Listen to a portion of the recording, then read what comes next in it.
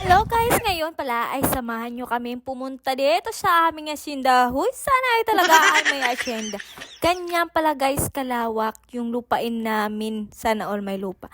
Ayan pala yung mga kapatid ko at asawa ko dyan at nagtulong-tulong na sila gumawa ng kubo para naman pagpunta namin dito ulit ay may masirungan na talaga kami. Napakaganda pala dito guys sa bukid. Napaka-fresh talaga yung hangin. Marirelax talaga yung utak mong may lupa na. Habang busy sila, andito naman kami. Nangawat pala kami dito ng kamuting kahoy. Puro guys, nagpaalam naman kami dyan sa puno. Kaya andyan na, kumuha na kami dyan. Ano ba ni? Oh. Uy, ala, ginakauna mo guys. Na. Rambutan. Ay, nakauna. Rambutan. Rambutan pala guys, ang tawag namin noon yung kinain ko kanina kasi nung mga bata pa kami may hilig talaga kaming kumuha noon ng dito sa mga damo-damo. Marami kasi sa mga damong tumutubon noon.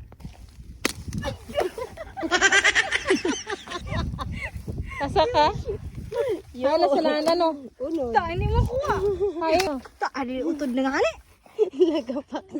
At ayun na guys, nakapaghalatan pala kami dyan, hindi talaga kami maarunong kumuha ng kumuting kahoy kasi naputol. Oo, naputol. At tignan nyo naman, napahirapan talaga kami sa pagkuha ng kamuting kahoy. Pur dago talaga para makakain lang kami dito. Itong kamuting kahoy pala guys na pananim dito ay sa pinsan pala namin ito at pinayagan niya kaming kumuha ng kamuting kahoy yan kasi marami siyang tanim na kamuting kahoy at ang sarap ng kamuting kahoy niya. Thank you sa iyo, busog talaga kami. Dahil sobrang tigas nga pala guys ng lupa dito at ayan, pinahirapan talaga kami ng kamuting kahoy. Nagigilagal talaga ko nito.